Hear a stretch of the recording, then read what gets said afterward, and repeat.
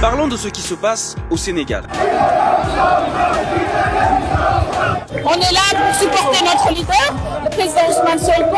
Des manifestations réprimées dans plusieurs villes du pays. Au moins 5 personnes tuées et Internet fortement perturbé.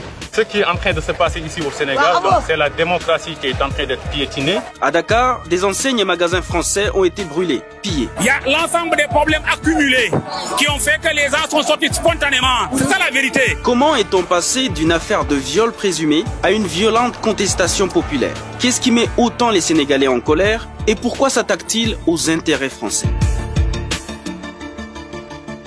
Tout part d'une plainte pour viol et menace de mort déposée le 2 février 2021. La plaignante, Adji Sarr, 20 ans et employée d'un salon de massage de Dakar. L'accusé, Ousmane Sonko, 46 ans, leader du Parti patriote du Sénégal pour le travail, l'éthique et la fraternité. Le jeune opposant incarne pour beaucoup de jeunes Sénégalais le franc-parler et la rupture avec le néocolonialisme. C'est nous qui assurons notre stabilité, c'est pas la France. Donc tous ceux qui disent que le franc CFA, c'est des histoires. En moins d'un mois, le challenger anti-système va perdre son immunité parlementaire le 26 février 2021. Convoqué par un juge d'instruction, il sera arrêté le 3 mars 2021 avant même d'arriver au palais de justice. Cette fois-ci, on l'accuse de trouble à l'ordre public et participation à une manifestation non autorisée. Il a d'autre part, par des messages répétés, lancé des appels à la violence, à l'insurrection et à l'affaiblissement de l'autorité de l'État. Le 8 mars 2021, Ousmane Sonko est remis en liberté, mais sous condition. Il a obligation de remettre son passeport aux autorités et ne doit évoquer l'affaire dans les médias.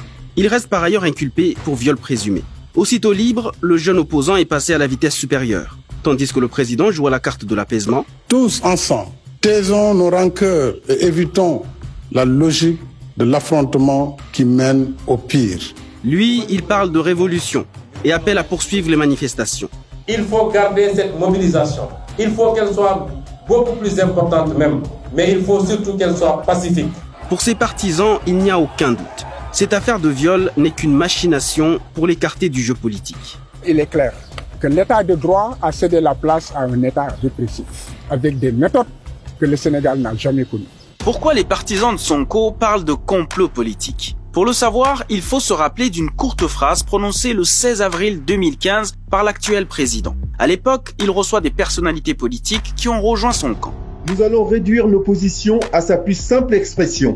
Entre 2013 et 2021, 6 de ses opposants ont perdu leur immunité parlementaire et entre 2015 et 2019, 2 de ses adversaires politiques se sont retrouvés devant la justice, puis derrière les barreaux. Il s'agit notamment de Karim Wade, le fils de l'ancien président Abdoulaye Wade, et de Khalifa Sall, l'ancien maire de Dakar. Et après leur condamnation, tous les deux ont été exclus des listes électorales.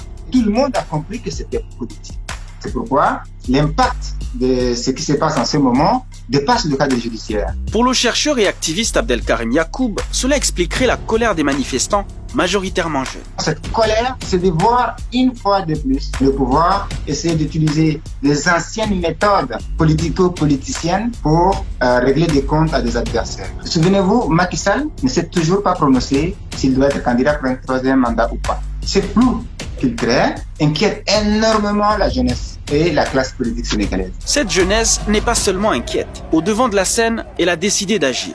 Nous nous sommes battus pour cette démocratie et nous nous battrons toujours pour que cela règne dans notre pays. En la mémoire des victimes de la contestation, l'opposition et la société civile, réunies au sein du mouvement de défense de la démocratie, M2D, ont appelé à suspendre les manifestations le 9 et 10 mars, puis à une journée de deuil national le 12 mars 2021. Pour marquer cette journée, le M2D appelle les Sénégalaises et Sénégalais à s'habiller en blanc, mettre des foulards blancs sur les devantures des maisons, sur les véhicules. Mais le mouvement de contestation appelle à une nouvelle manifestation, place de la Nation, le samedi 13 mars 2021. Et s'il ne veut rien lâcher, c'est bien pour une raison. C'est tous ces citoyens qui ont soif de démocratie, d'état de droit, de liberté. C'est tous ces citoyens qui voient cette insolence d'un pouvoir, ces gens qui s'enrichissent en 2, 3, 10 ans et qui sont d'une telle insolence devant les médias. C'est contre ça que ces citoyens s'insurgent. Pour mieux comprendre pourquoi malgré tout les jeunes protestent, il faut aussi prendre en compte un autre petit détail. Le Sénégal traverse une période très difficile en période Covid. On a vu que les citoyens étaient à bout. Il n'y avait pas eu de mesures d'accompagnement qu'il faut. Et la souffrance était énorme. On sentait la grogne monter dans la population. Cette grogne s'est traduite notamment par des attaques contre des entreprises françaises.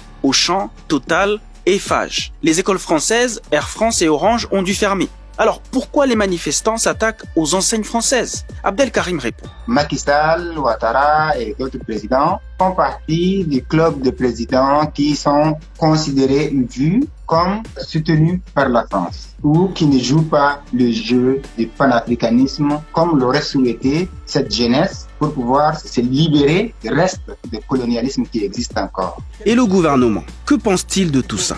Pour le ministre sénégalais de l'Intérieur, il s'agit d'actes de nature terroriste. Il condamne des saccages et des pillages et le 5 mars 2021, il promettait de ramener le calme. Toutes les personnes auteurs d'actes criminels seront recherchées, arrêtées, poursuivies et traduites devant la justice. Dans ces circonstances, le gouvernement appelle les populations au calme, à la sérénité et à l'apaisement. Mais d'où viendra cet apaisement entre une jeunesse en colère et un gouvernement prêt à user de force pour la calmer?